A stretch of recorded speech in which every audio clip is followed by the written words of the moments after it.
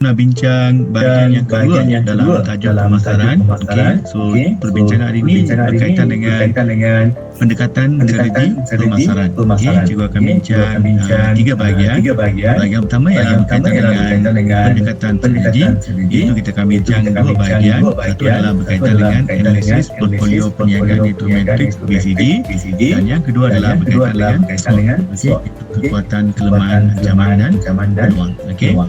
Dan bahagian yang kedua kita akan bincang tentang strategi dan objektif pemasaran yang melibatkan 4 perkara, iaitu penembusan pasaran, pembangunan pasaran, pembangunan produk dan pembagaian. Dan perkara yang ketiga, menentukan sasaran pasaran, ukuran pemasaran, pelaksanaan rute penilaian. So pendekatan strategi ini ada 3 perkara. Satu, membincangkan pendekatan strategi, yang kedua menentukan strategi, dan yang ketiga menentukan sasaran pasaran dan sebagainya. Yang pertama berkaitan dengan analisis portfolio perniagaan atau dikenali sebagai matrix BCG. Boston Consulting Group. So matrix ni dicipta oleh sekumpulan perunding daripada BCG. So mereka gunakan matrix ni untuk menilai kedudukan strategi. Biasanya sebuah perniagaan ni mengeluarkan pelbagai jenis produk.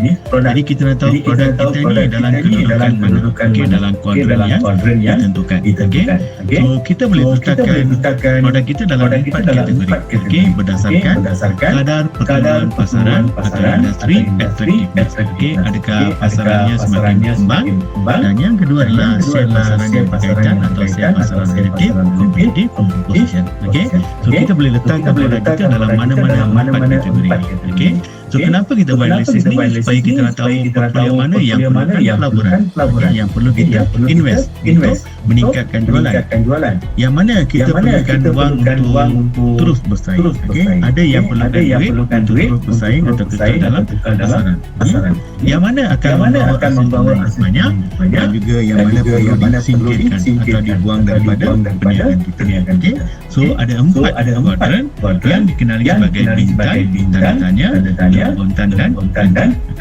So kalau kamu diminta lakarkan, pasti kena buat apa? Tengok faksi Y dengan faksi X. Faksi Y ni dia berkaitan dengan kadar pertumbuhan pasaran, bawah tu rendah, atas tu tinggi. Faksi X ni menunjukkan share pasaran relatif, sebelah kanan rendah, sebelah kiri tinggi. So ada 4 kuadran, itu bintang, lembu kontan, tanda tanya dan anjing. Bintang ni ada 2 keyword pertama penting. Yang pertama, bintang ni kadar pertumbuhan pasaran yang tinggi, pada masa yang sama share pasaran juga tinggi, dua-dua tinggi, so dipanggil star. Bintang. Dan apa ciri utama produk bintang ni? Dia menjana tunai yang banyak, pada masa yang sama syarikat perlu buat pelaburan yang besar supaya dia terus kekal bersaing. Itu kuadran bintang. So first keyword, kadar tumbuhan pasaran yang tinggi, share pasaran juga tinggi. Yang kedua, dia menjana tunai yang banyak, at the same time kena buat pelaburan yang besar. Lembu kontan ni dia punya kadar tumbuhan pasaran yang rendah. Maksudnya pasaran dia berkembang dengan lambat, tapi produk ni mempunyai share pasaran yang tinggi. Dia menguasai pasaran, tapi pasaran dia berkembang dengan lambat. Unit ni boleh menjana tunai yang banyak dan bantu syarikat membiaya perniagaan lain. So dia ni panggil cash cow. Dia menjana tunai yang banyak. Tunai ni boleh digunakan untuk bantu portfolio yang lain dalam perniagaan kita. Tanda tanya. Tanda tanya ni kadar pertumbuhan pasarannya tinggi. Maksudnya pasaran dia ada potensi, dia berkembang dengan cepat, tapi produk kita punya share pasaran yang rendah. So kena buat apa? Kamu kena buat pelaburan yang besar, tapi masalahnya kamu tak tahu perniagaan ni boleh berjaya atau tidak. That's why dipanggil question mark, tanda tanya, atau dipanggil problem child. Problem child atau question mark ni pasaran dia berkembang dengan cepat, tapi share pasaran kita rendah. Jadi kamu kena buat pelaburan, tapi kamu tak tahu benda ni boleh berjaya atau tidak. Anjing, dia punya kadar tumbuhan pasaran yang rendah, potensi memang tak ada. At the same time share pasaran dia juga rendah. Kamu ni merupakan produk yang kurang popular dalam pasaran yang berkembang dengan perlahan. So apa yang berlaku? Mungkin dia menghasilkan kerugian atau keuntungan yang sangat rendah. Jadi kena buat apa? syarikat kena buat keputusan adakah nak kekal simpan ataupun keluarkan daripada pasaran. Itu produk atau kuadran anjing. Okey. Kita pergi kepada analisis SWOT. Okey, SWOT ni satu kaedah yang digunakan untuk menilai apa kekuatan dan kelemahan perniagaan kita. At the same time, apakah peluang dan ancaman untuk sesebuah perniagaan. Okey. So di sini kekuatan dan kelemahan ialah faktor dalaman. Peluang dan ancaman ialah faktor luaran. Okey. So apa dia kekuatan? Faktor persekitaran dalaman yang bantu mencapai matlamat syarikat. Benda ni adalah kekuatan kita. Okey, contohnya kamu ada jenama yang popular. Lokasi perniagaan kamu strategik. Kamu ada ramai pekerja yang mahir. Kamu ada modal yang banyak. Kamu gunakan teknologi yang terkini. Okey. Kamu ada tunai yang banyak. Semua ni adalah kekuatan perniagaan kamu.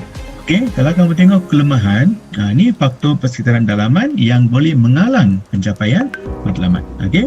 Contohnya mungkin kamu gunakan teknologi yang tradisional. Okey. Kamu ni produk yang kurang popular. Okey. Lepas tu kamu ada ramai pekerja yang kurang mahir.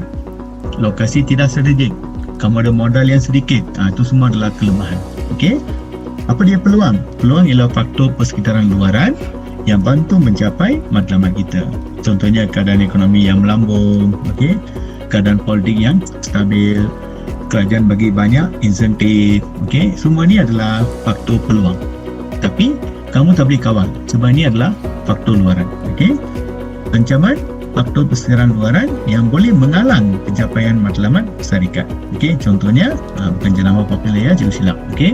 So ancaman ni rujuk pada keadaan ekonomi yang meleset, okey, ataupun keadaan politik yang tidak stabil, itu rujuk pada ancaman. Okey, jenama popular tu salah ya, ganti dengan keadaan ekonomi yang meleset. Okey, atau kerajaan menaikkan cukai, itu adalah faktor ancaman. Okey.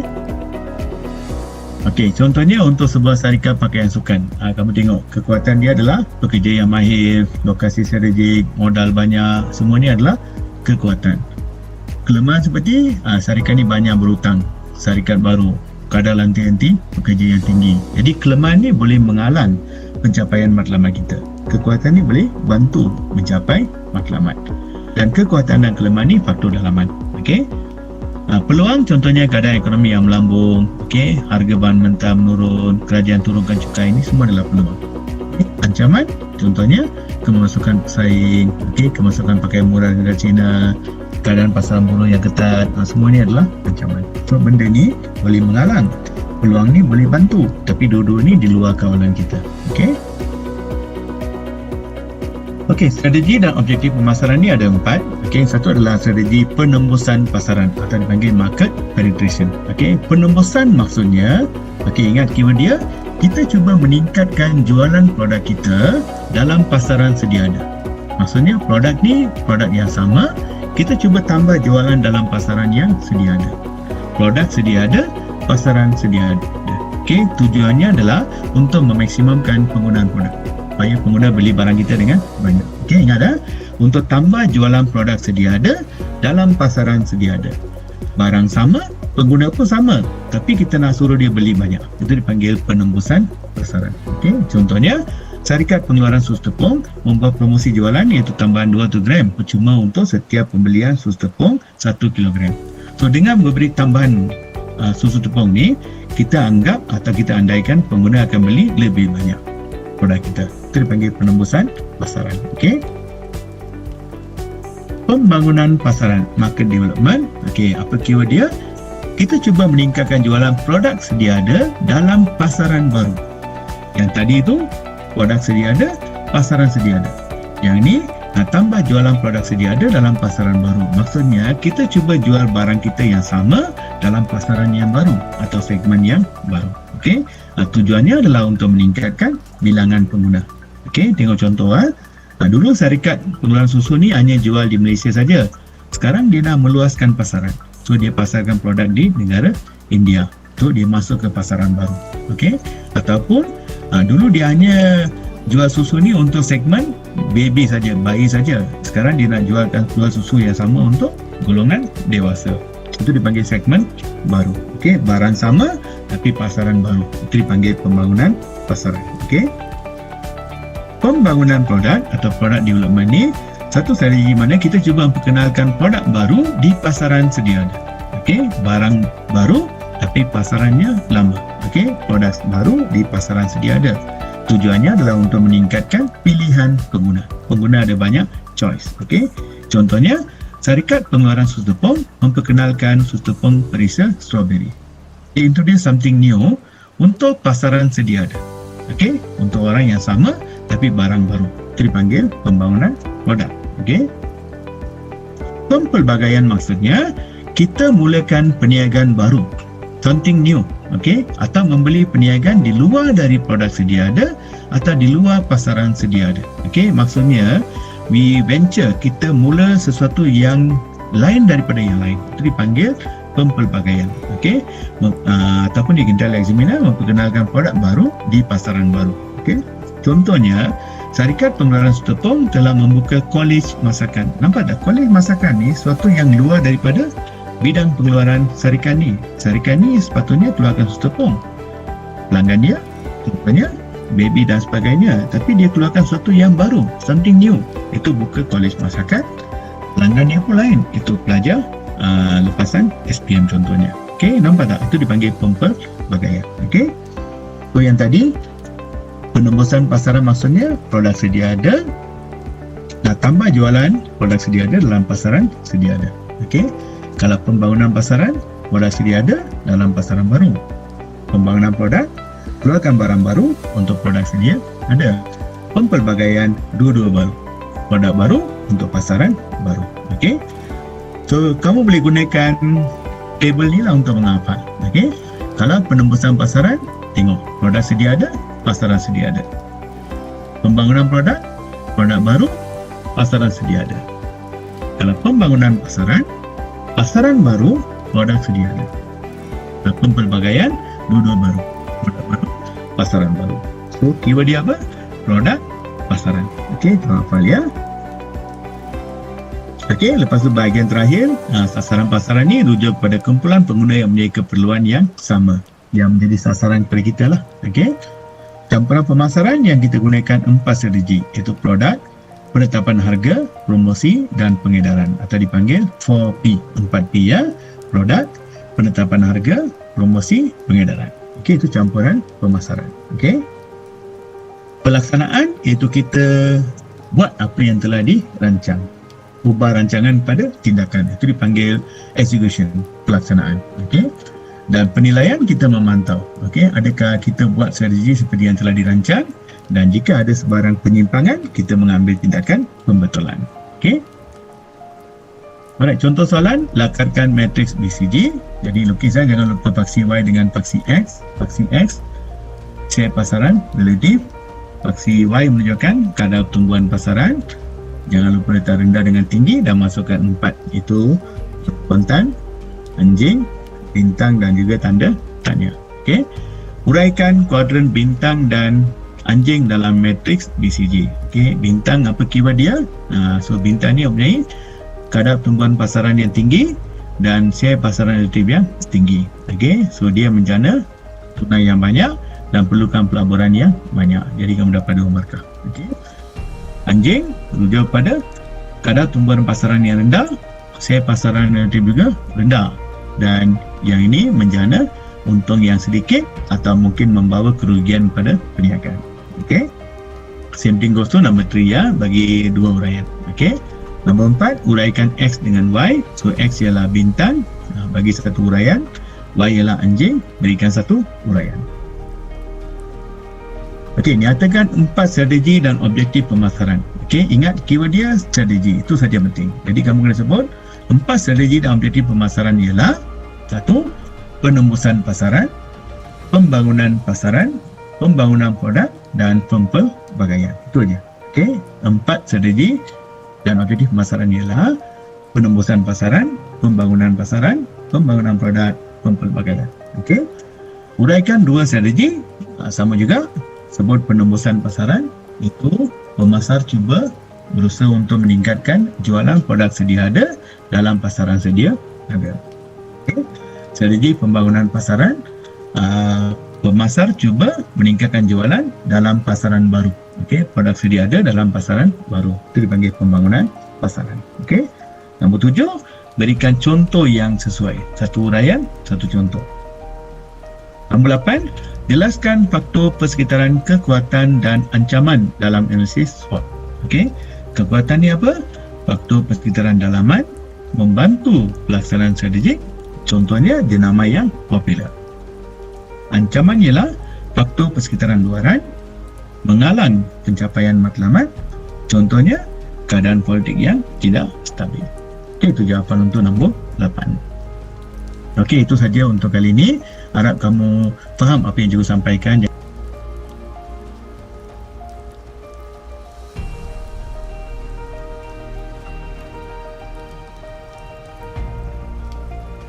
Cikgu, mic cikgu.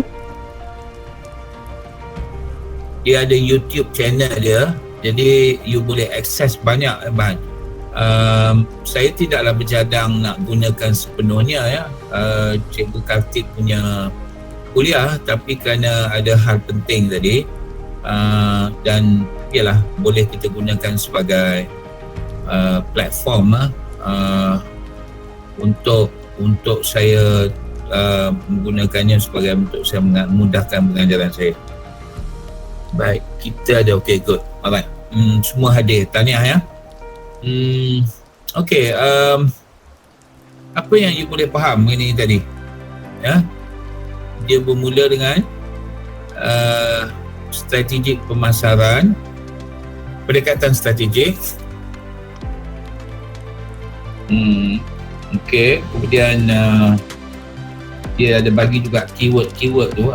Kemudian dia ada analisis portfolio perniagaan oleh BCG. BCG adalah Boston Consulting Group ya, Consulting Group. Ini lama. Mana yang dikatakan sebagai cash cow, anjing, tanda tanya dan juga bintang. Dia ada 4 quadrant. Kemudian dia ada SWOT analysis, dan berikutnya menentukan strategi dan objektif pemasaran.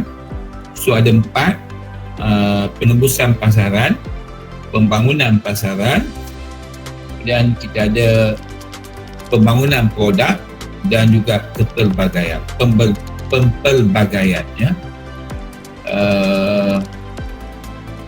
Dan dia ada 4 quadrant matrix tu yang you kena hafal lah, kerana menentukan campuran pemasaran yang sesuai ya. Jadi kalau kita habis yang ini, kita akan masuk gelagat pengguna lepas ini ya, 3.2 gelagat pengguna. Baik, ada soalan tak setakat ni?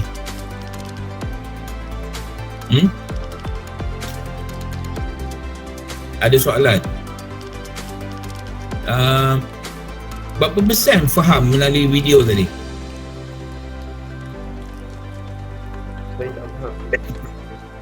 Okey, bagus. Tak faham langsung ni Melay?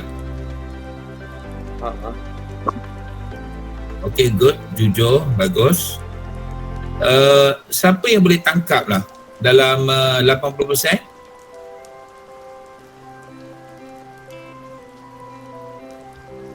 Ada tak? Tolong raise your hand. Okey, kalau tak ada 80, 70? 70%? Tak ada ya. Saya nampak tadi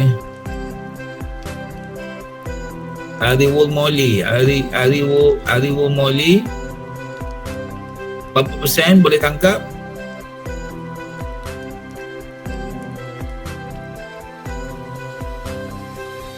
Okey, senyap.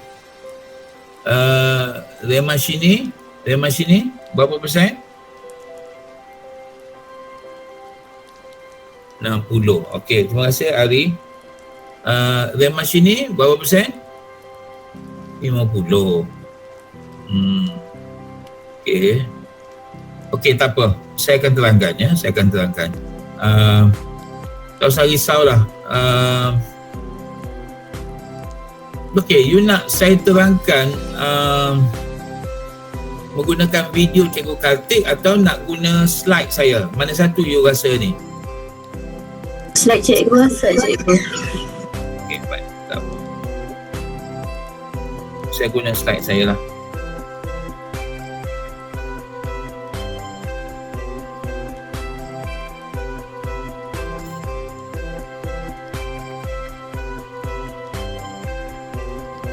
Okay,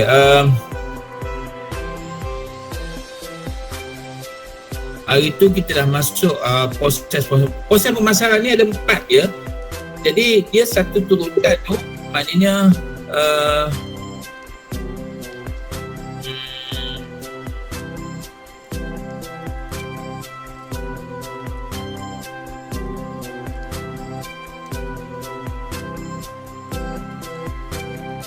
dia selalu turutan. Ingat kelas ya, bila ada 4 poin dan ke atas, kebaran kalian dia untuk keluar dalam soalan esei ada tinggi lah, tinggi. Okey, ini dia, saya tak mahu cerita lah. Okey, sekarang kita masuk pendekatan strategik. Soalnya sekarang, kenapa dipanggil pendekatan strategik ya? Apa maksud strategik ya?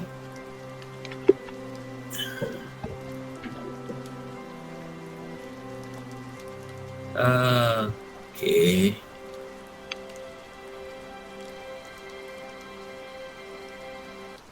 Strategi yang berkesan macam tu. Yang berkesan. Dah dirancang. Okey, yang dirancang betul. Lagi? Benda rancang betul, ya. Berkesan betul lah. Kalau dirancang, pastinya dia akan rasa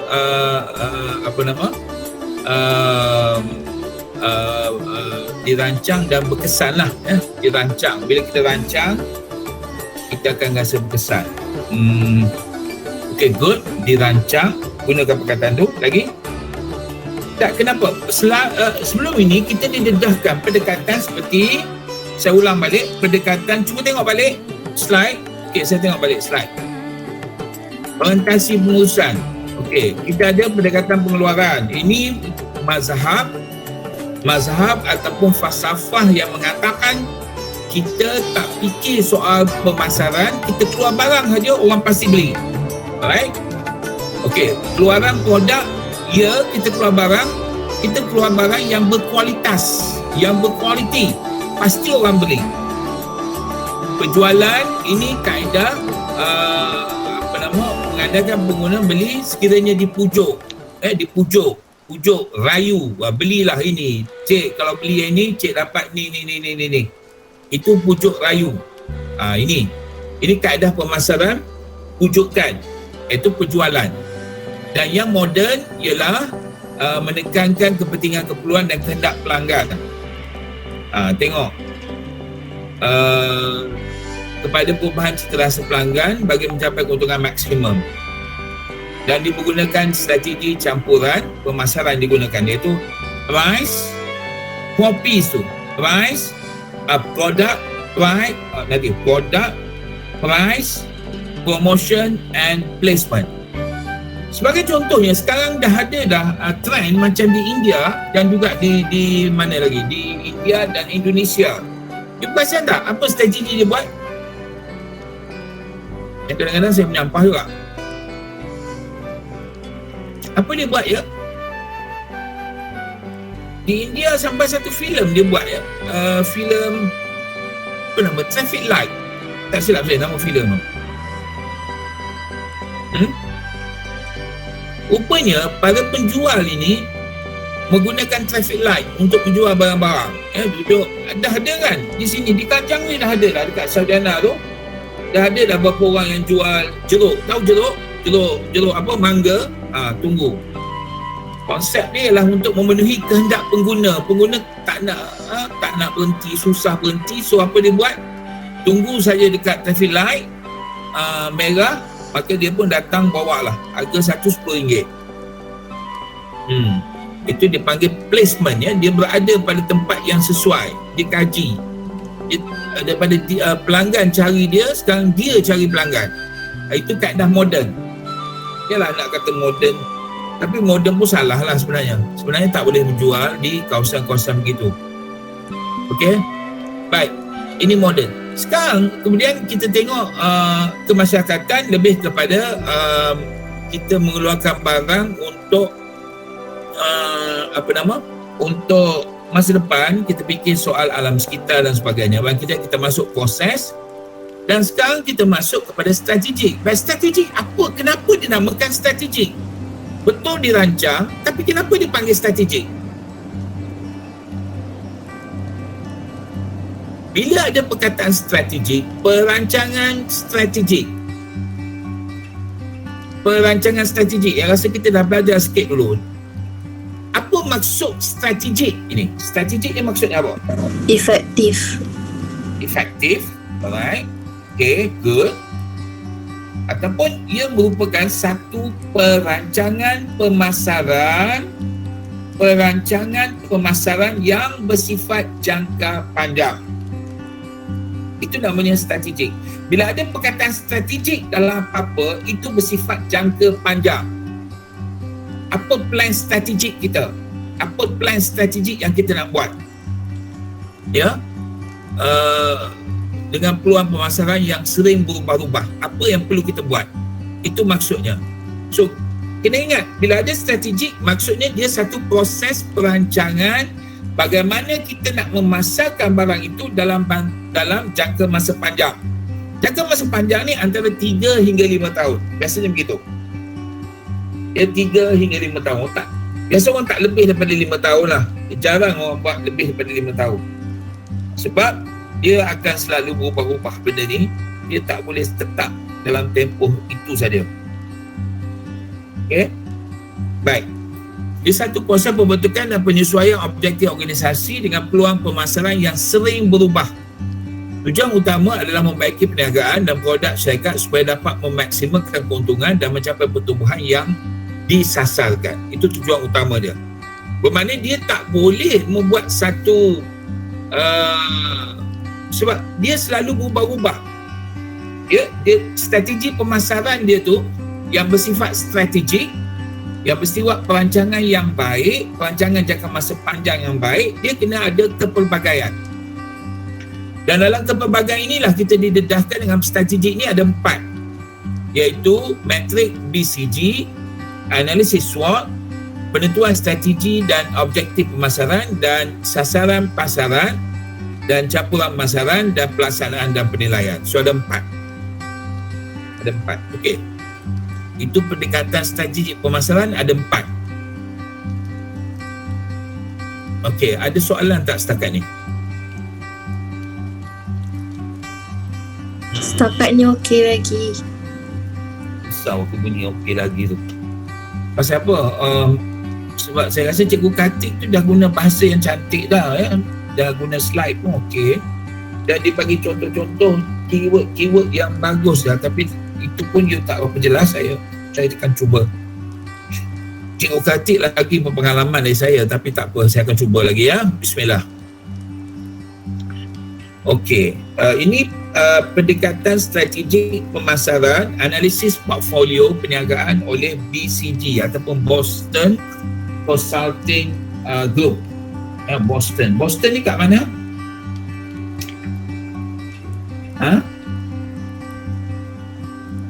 Boston ni kat mana Kat US kan cikgu? Ya, dekat US, betul.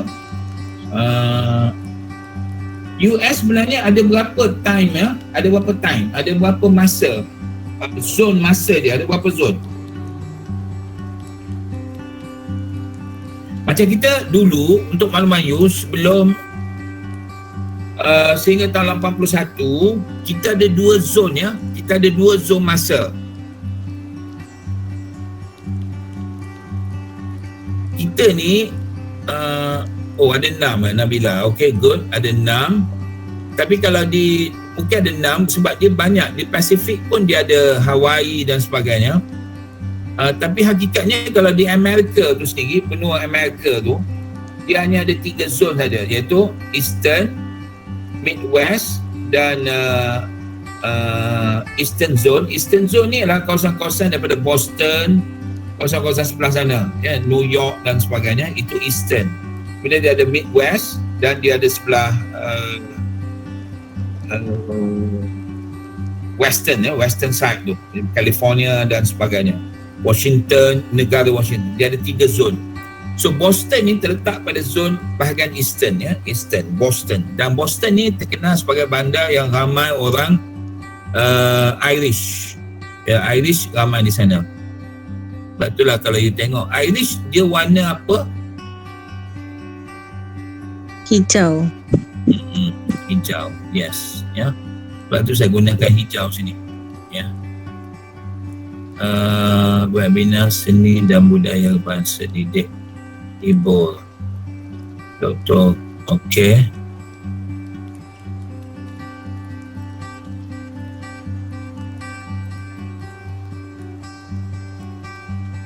Okey, baiklah.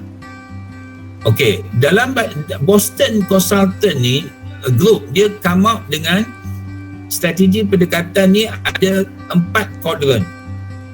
Baik, kenapa? Okey, soalnya sekarang kenapa dia bagi lambang-lambang ni, apa maksudnya, supaya you faham ni lambang. Dan setiap aksi ni, okey, kalau kadar pertumbuhan pasaran ini naik,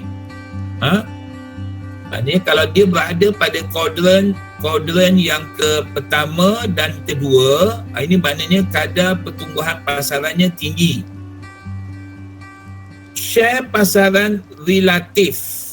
Share pasaran maknanya keluasan pasaran dia secara relatif. Secara relatif maksudnya apa? Apa maksud secara relatif? Kenapa dia guna perkataan relatif?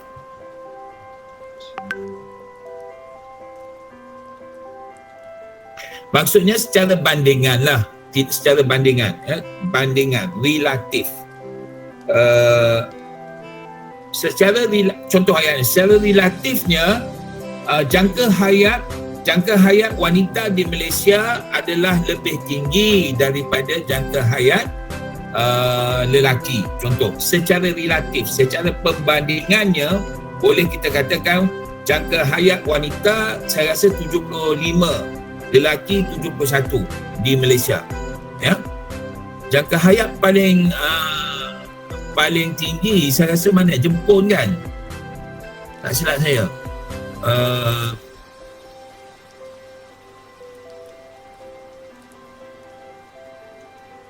Life expectancy in Malaysia ialah 76.0.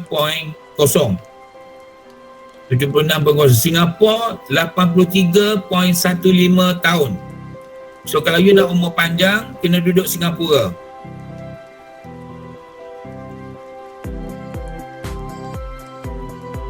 Kalau nak hidup panjang, nak umur panjang, kena duduk Singapura. Kenapa? Jangka hayat di Singapura 83.15. Di Indonesia 71.51. Baik. Kalau di dunia, life expectancy in the world, baik. In the world, okay. Jangka hayat untuk dunia tahun 2018 kita dapati di sini ialah 72.56 keseluruhan lah, ada beberapa buah negara. Dan surprisingly, negara yang paling tinggi jangka hayat, kau rasa mana? Kalau ikut Google ni lah, you boleh tengok, iaitu Hong Kong. Hong Kong secara both sexes, maknanya dua jantina, Hong Kong 85.29. Sementara life expectancy perempuan di Hong Kong ialah 84.17. So kalau nak umur panjang, you all pindah ke Hong Kong. Macam aku nak pindah Hong Kong lah. Hong Kong padat sangat lah cikgu. Tapi padat pun umurnya panjang. Secara relatif, ini maksudnya secara bandingannya jangka hayat Malaysia dengan Hong Kong, malahan Singapura dengan Hong Kong lebih baik jangka hayat. Kenapa jangka hayat meningkat? Faktor apa jangka hayat meningkat? Pemakanan. Yes, pemakanan. Lagi? cara hidup lah, gaya hidup, your lifestyle. Kalau duduk rumah, makan tidur, tandas, makan tidur, jalan, nampak? Itu tunggu masa jawabnya. Alright? Maknanya kalau kehidupan rakyat Malaysia begitu, maknanya sumbangan kepada peningkatan jangka hayat tidak berlaku. Malahan kita akan menyumbang kepada pengurangan jangka hayat. Jangka hayat. Kemungkinan orang Hong Kong cara pemakanannya berbeza, cara gaya hidupnya berbeza, dan jangan lupa kemudahan perubatannya mungkin berbeza. Right? Mungkin berbeza. Jadi ada banyak faktor lah sebenarnya, banyak faktor. Tak boleh katakan satu faktor semata-mata, ya. Dan apa yang saya nak ceritakan sini adalah pengetahuan satu. Yang kedua, saya nak cerita betapa kita nak bandingkan. Itu maksud relatif. Saya jangka Jepun. Rupanya Jepun nombor 2, 85.03. Macau you tahu tak di mana? Macau tahu tak di mana?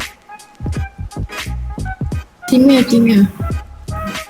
Ya, tahu. China, dia sebelah mana di negara China? Apa kekuatan Macau? Macau ni ada apa?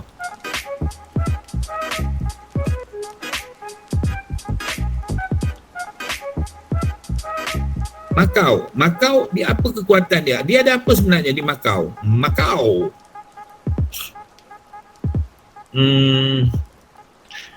Dia begini, banyak scam bro. Scam, ada scam. Yes, casino, gambling, betul. Yes, go kaying, betul. Abdul Rahman, betul. Dia pusat kasino paling banyak di Macau. Sebuah pulau dekat dengan Hong Kong. Saya rasa flight mungkin ada. Biasanya orang pergi Hong Kong, dia akan naik boat ataupun ferry ke Macau. Macau ni dia begini ya, sejarah. Aku cerita sejarah Cina pula. You all ambil sejarah tak? Tak, cikgu. Dah udahlah, tak payahlah, panjang pula kisah. Tapi Macau ni lama dijajah oleh Portugis. Bukan dijajah, dipajak. Dia China ni lain sikit. Bila zaman-zaman orang putih nak masuk China, dia buat perjanjian dengan Emperor China. Saya kata Hong Kong dia pajak selama 100 tahun. Bermakna tahun 99 Hong Kong diserahkan balik pentadbirannya oleh British kepada kerajaan China. Tetapi China membuat dua pemerintahan berbeza. Di Hong Kong ada cara demokrasi ala China. Sebab kita tahu China dia mengamalkan dasar komunis. Bila komunis, sedangkan Hong Kong pusat industri kapitalis yang terbesar. Industri kapitalis besar, dia saham apa kegiatan-kegiatan di situ. Tapi kerajaan China di Beijing tak kacau urusan tu. Ekonomi jalan lancar. Tahun 1997 pula Portugis menyerahkan Macau kembali kepada China dan mengekalkan Macau sebagai sebuah pulau dengan membuat dengan niche dia kekuatannya pada perjudian, gambling. Masih kekal lah ya. Sebab secara logiknya negara komunis tidak mungkin akan ada kasino, kerana kasino, gambling adalah merupakan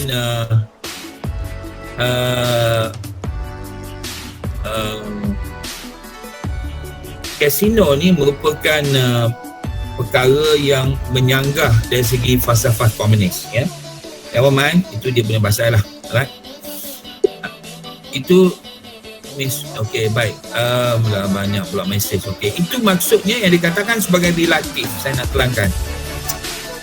Okey, ada 4 kuadran di sini. Sudah barang pastilah kuadran yang paling utama ialah bintang. Bila berada di tahap bintang ni, artinya analisis kita, kadar pertumbuhan pasaran kita sangat tinggi dan share pasaran kita secara relatifnya juga tinggi. Ini kita berada pada tahap bintang, ya, tahap bintang secara relatifnya. Right?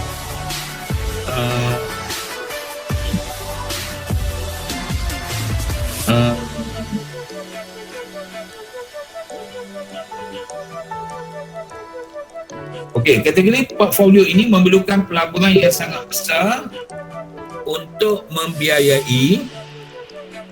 Kategori portfolio ini memerlukan pelaburan yang sangat besar untuk membiayai pertumbuhan pesat keluaran ini.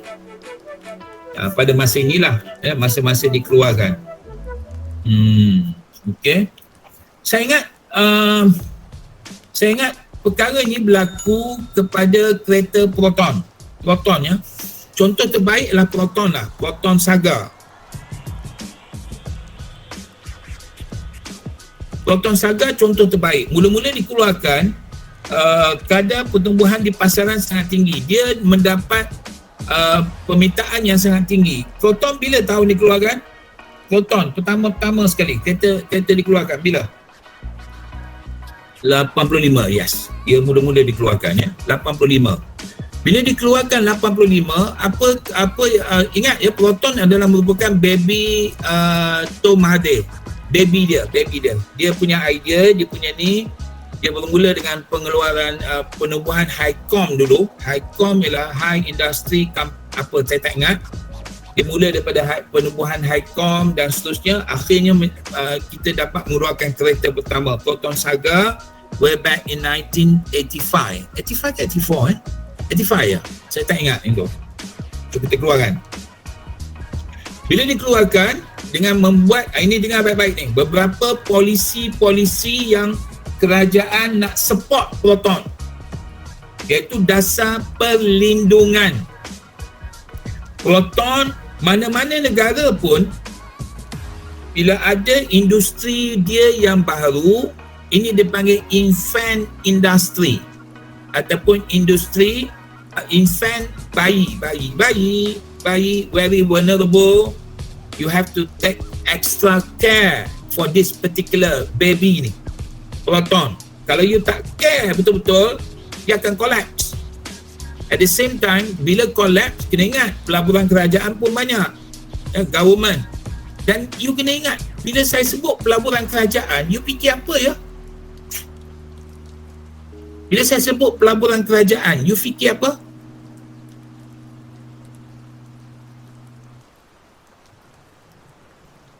What we do here is go back.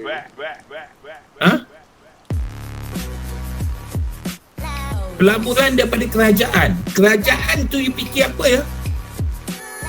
It is from you, from me. It is considered a taxpayer money. Duit daripada pembayar cukai. Dia bukan duit daripada kerajaan yang memerintah. Kerajaan memerintah diberi amanah untuk menjaga wang ni, tabung. Faham tak? Wang ini bukan duit dia, duit kita, duit rakyat. Daripada mana? Pembayaran cukai. Orang tuanya mungkin membayar cukai pendapatan dan sebagainya. Itu panjang lah, saya cerita ekonomi pula. Okay? Baik. So, infant industry. Bila infant, dia kena jaga. So, masa itulah kerajaan membuat dasar perlindungan. Iaitu kereta import kalau masuk dia kenakan 200 hingga 300% cukai. Pasal apa? Supaya dapat kompetitif dengan Proton. Proton baru. Kalau masuk kereta-kereta tanpa cukai yang banyak, KO lah Proton. So dia buat dasar perlindungan dan dijual. Akibatnya kereta-kereta import melambung naik, Proton yang paling murah dan orang suka tengok dan diberi kempen-kempen yang menarik pada masa itu. Kempen yang menarik, ya. Kempen yang Proton bagus lah, cantik, design dia bagus lah dan sebagainya. Maka itulah yang dia berlaku. Dia berada pada keadaan bintang pada masa itu. Saya ingat, saya dah cerita dah, kalau dulu tahun 91, 92 kawan saya nak beli kereta, tak boleh booking di KL sebab KL 6 bulan baru dapat kereta tu. Dia pergi booking dekat Kedah, dapat cepat sikit. Itu keadaan yang berlaku. Pada masa itu dia berada pada tahap bintang. Tetapi tidak lama dia akan beralih. Bila mana dasar-dasar itu akan berubah. Bila Pak Lah naik, Pak Lah ubah dasar itu, itu dah berlaku dah macam-macam lah. So lembu kontan ni cash cow. Cash cow secara pasaran relatifnya tinggi, tetapi kadar pertumbuhan dia dah mula rendah, dia beralih. Dan anjing dua-dua rendah. Anjing kalau dalam sudut ekonomi, you ada anjing untuk apa?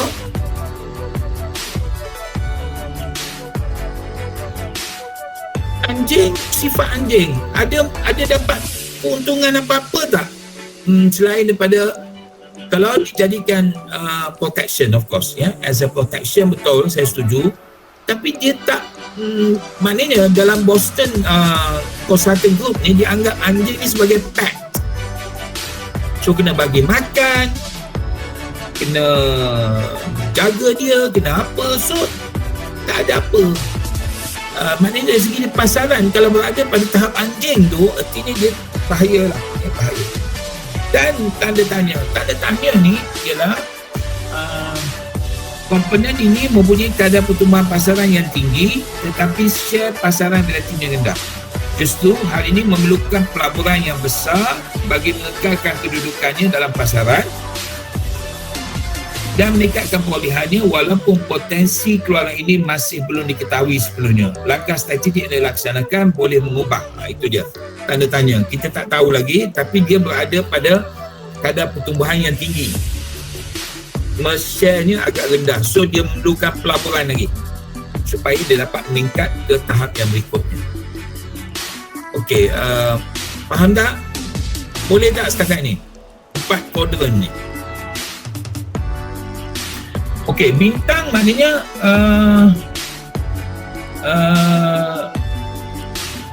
star memerlukan pelaburan yang sangat besar. Proton tadi lah, sangat besar untuk membiayai pertumbuhan pesat. Kemudian lembu kontan, komponen ini mempunyai kadar pertumbuhan pasaran yang rendah tetapi share pasaran dia tinggi. Okey, tak apa, itu uraiannya. Kategori portfolio ini lebih stabil dan dapat menjana tunai yang banyak kepada organisasi. Cash cow lah, macam lembu kontan ni, lembu susu tu. Ya, itu maksud dia. Dia dapat hasil kan? Dapat hasil. Tapi dari segi hasilnya secara relatifnya pasarannya okey, tapi kadar pertumbuhan dia tu sangat taklah tinggi sangat, ya. Perolehan tunai yang banyak membolehkan organisasi mencukuri portfolio perniagaan yang lain, ya. Kalau dia sampai tahap tu, tanda tanya maknanya kita tak tahu lagi. Dan anjing, itulah saya dah sebut tadi. Kalau untuk anjing, ada contoh ke anjing? Macam mana? Ada contoh untuk anjing? Komponen ini mempunyai kadar pertumbuhan pasaran yang rendah. Okey. Komponen ini tunai yang diperoleh lazimnya akan dilaburkan dalam lembu kontan, tanda tanya atau bintang. Komponen ini hanya akan mendatangkan kerugian atau keuntungan minimum. Komponen ini mempunyai potensi yang rendah. Macam proton lah, dia keluarkan banyak jenis jenama. Ada jenama yang dalam kategori anjing. Kategori anjing. So dia tak, share-nya tak. Yang paling failure dalam proton, kata apa? Jenama apa?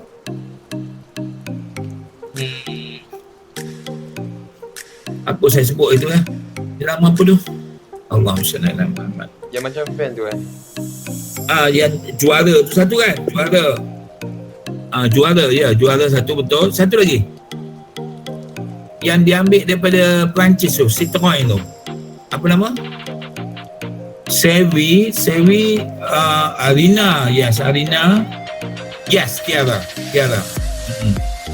Juara. Dan juga Nautica. Saya tak tahu apa jadi Nautica ni. Dia pernah buat 4-wheel drive tapi tak jalan minyaknya. Yes, Tiara, betul Daksananya. Thank you Daksana. Tiara fail.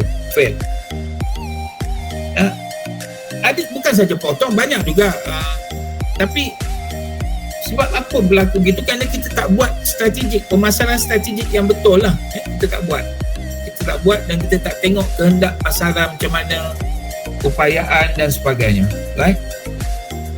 Okey. Baik. Jelas tak ni? Okey, cuba lagi. Saya nak you faham betul ni, BSG ni. Saya nak you faham bukan hafal, you faham lepas tu baru hafal. Kalau tak, you tak nampak. Okey, ada pencerahan lagi, pencerahan tak daripada apa Cikgu Kartik cerita dengan penjelasan saya tadi? Kalau tak berlaku pencerahan, maknanya it's no point. Maknanya bukan no point, maksudnya ada sesuatu yang tak kena lah. Saya cuba tanya balik yang bagi 60% tadi. Cikgu. Kalau untuk tanya juga ada contoh aku tanya-tanya. Tanya-tanya ni kalau ikut dalam buku, tanya-tanya ialah company ini mempunyai kadar pertumbuhan pasaran yang tinggi tetapi share pasaran relatif yang rendah. Right? Alright. Justru hal ini memerlukan pelaburan yang besar bagi mengekalkan kedudukannya dalam pasaran dan meningkatkan perolehannya walaupun potensi keluaran ini masih belum diketahui sebelumnya. Maknanya ini keluaran baru, ini macam keluaran baru lah, baru dikeluarkan. Kita tak nampak lagi potensinya walaupun kita dah buat kajian, tapi sejauh mana cita rasa pengguna kepada yang itu kita tak nampak. Tapi kalau kita dapat melabur banyak lagi sebab dia punya kadar pertumbuhan di pasaran tu tinggi. Ya, pertumbuhan pasaran tu tinggi. Cuma secara relatif share dia penetrate share dalam yang ada tu tak banyak, dalam 20% something. Jadi untuk dia berpindah kepada bintang, syarikat perlu suntik lagi pelaburan. Buat promosi, buat apa supaya dia masuk ke kawasan bintang. Oh, dia macam yang Chocoja macam tu lah, rapid cheese semua tu duduk awal-awal tu. Something, kalau you perkenalkan, dulu saya pernah mengajar keusahawanan di IPG dan kita buat satu projek. Maknanya saya minta student tu cadangkan apa produk baru. Ada student cadangkan dia nak buat produk crispy lah, macam freezer, apa nama tu, macam Jack and Jill dan sebagainya, nak gunakan seaweed ya, rumpai laut. Sekarang dah ada ke rumpai laut sebagai ni snack? Ada ke? Ada, cikgu. Ada banyak. Oh, dah banyak. Perisi. Oh, dah banyak dah sekarang. Okey. Kalau dulu tak ada lagi, jadi dia nampak ada pasaran. Bermakna dia dalam keadaan tanda tanya. Kenapa dah ada banyak? Kerana dia suntik lah. Suntik. Banyak pelaburan masuk. So dia boleh beralih ke bintang. Ya, sebab share-nya masih kecil. Orang masih suka ubi kentang. Orang suka lagi ubi kayu. Orang suka ubi-ubi lagi. Daripada seaweed ataupun apa nama ni? Rumpai laut. Itu maksudnya. Tanda tanya ni, we still in puzzle. We do not know whether or not this can be penetrate in the market with a large amount or hanging there still. So yang terbaik berada pada bintang, ataupun at least lembu kontak. Anjing tak boleh. Anjing ni kalau bahasa Negeri Sembilan, penghabiskan beras je lah. Menghabiskan beras, belanja banyak tapi hasil kita dapat sangat sikit. Good question ni, Milan. Jadi detailnya dalam bahasa Inggeris tu saya rasa kalau you baca lagi bagus ya, dapat banyak maklumat, right? Kemudian analisa, okey, ini dah. Ini pun saya dah bagi dah nota-notanya dalam ni secara spesifik ya. Keluaran keberuntungan, keluaran bintang, keluaran tanda tanya.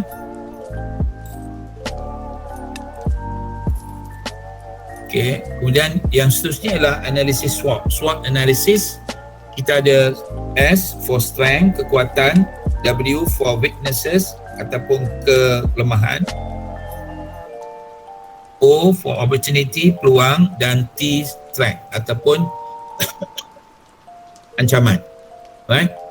But SWOT analysis ialah kita nak buat satu analisa persekitaran perniagaan kita, apa-apalah, iaitu dalam tu kita ada tengok faktor dalaman dan faktor luaran. Faktor dalaman ialah kita terbahagi dua, iaitu kekuatan kita dan kelemahan kita. Iaitu kekuatan ini ialah yang membantu pencapaian objektif. Sementara kelemahan dan ancaman ini menghalang pencapaian objektif. Alright? Kenapa dipanggil faktor dalaman? Kerana faktor-faktor ini faktor yang boleh dikawal oleh dikawal oleh siapa ni? Oleh perniagaan. Kekuatan. Contoh kekuatan ialah mempunyai pekerja yang berkemahiran. Yes, mempunyai pekerja yang berkemahiran. Itu kekuatan. Dan kekuatan itu, kenapa dipanggil kekuatan? Kenapa dipanggil faktor dalaman? Sebab itu boleh dikawal. Boleh dikawal dalam industri. Kelemahan ialah faktor dalaman juga, tapi ia menghalang pencapaian objektif. Contoh, persaingan tidak. Persaingan nanti dulu. Contoh apa dalam kelemahan ni? Kelemahan ialah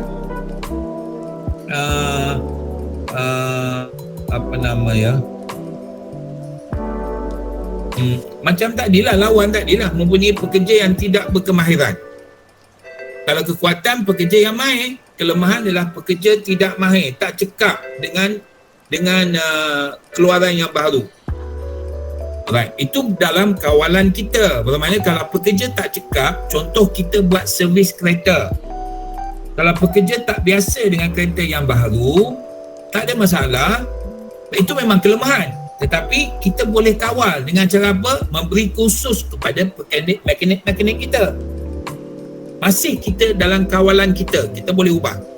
Sementara peluang juga membantu, tetapi ini faktor luaran yang kita tak boleh kawal. Apa contohnya? Pemasaran. Ya, pemasaran, iaitu contohnya ialah maknanya kita mungkin kehendak sesuatu barang tu meningkat, untuk permintaan barang tu meningkat. Okey, dia begini, maknanya kita berada, contoh peluang ni, benda yang kita tak boleh kawal, tetapi membantu pencapaian objektif kita, iaitu katalah you berada, you buka satu kedai runcit. Okey, buka satu kedai runcit, pada masa itu hanya ada satu taman saja. So ada satu taman, you buka satu kedai runcit kecil. So ada satu taman. So bila ada satu taman, nantinya pasaran you pada taman tu je lah. Tapi tiba-tiba di belakang tu ada hutan getah dan sebagainya, pokok getah, orang nak tebang dan buat lagi banyak lagi perumahan, 3-4 perumahan sampai 300 buah rumah. So pembangunan dalam kawasan itu memberi peluang atau ancaman kepada perniagaan you? Peluang lah, akan menambah keuntungan you. Sebab you fikir, oh ni bagus lah, lagi besar ni, lagi bagus. Itu sebab orang berniaga, ada tak orang berniaga tengah hutan? Kau berniaga kat mana? Kau punya ni, aku berniaga di hutan Banak tu, hutan Pahang. Kenapa? Di situlah peluang yang aku ada. Tak logik lah. Tak ada orang berniaga di kawasan hutan. Orang berniaga di kawasan ramai penduduk. Okey? Itu maksudnya. Ancaman ni pun sama, menghalang, dan benda kita tak boleh kontrol. Ancaman ni biasanya kaitan dengan politik, ekonomi. Pandemik yang berlaku, perniagaan boleh kontrol tak? Dia tak boleh kontrol. Ancaman tak? Sangat ancaman. Untuk perniagaan tertentu. Yang menjadi ancaman. Itu maksudnya SWOT analysis. Saya ulang balik. SWOT analysis ada 4 quadrant. S for strength, W for weaknesses, O for opportunity, dan T for threat. So, kita ada kekuatan, kita ada kekuatan, kelemahan, peluang dan ancaman. So ini kekuatan ni benda yang membantu mencapai objektif dan dia faktor dalaman. Kita boleh kontrol. Pekerja yang skillful, very skillful workers, itu kita boleh kontrol. Lawan dia lah pekerja yang tak mahir, juga kita boleh kontrol bagi latihan. Peluang, benda yang kita tak boleh kontrol tapi membantu kita mencapai objektif. Ancaman, kita tak boleh kontrol juga dan dia juga akan menyebabkan menghalang. Semua negatif. Kelemahan, ancaman negatif, kekuatan dan peluang positif. Itu dia 4 kuadran. Baik. Cikgu, Ya.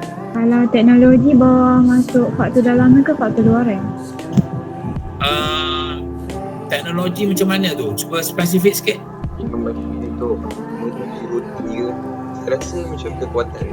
Itu kekuatan. Itu dalaman ya. Dalaman lah kan? Dalaman. Kita membeli mesin baru untuk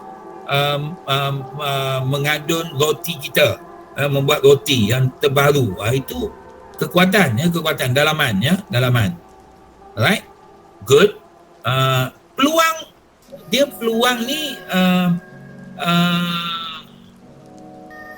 apa dia peluang? Contohnya ialah kita menghasilkan chip tertentu pada masa tu. Kita hasilkan sesuatu lah, apa teknologi terbaru kita hasilkan, tiba-tiba salah satu komponen iPhone yang utama menggunakan komponen yang kita keluarkan tu. Ya. Itu pun saya rasa lebih kepada ni. Tapi kemungkinan barang yang kita keluarkan dulu asalnya penggunaannya tak banyak sangat, salah satu komponen. Tiba-tiba pembangunan teknologi yang besar, macam-macam dah orang guna, itu memberi peluang pada kita lah. Itu maksud pembangunan teknologi, terutama kalau barang-barang yang kita keluarkan berbentuk futuristik. Orang tak nampak, kau apa kau keluarkan barang, siapa nak beli? Tiba-tiba lepas itu banyak syarikat hasilkan teknologi berasaskan daripada keluaran kita tu.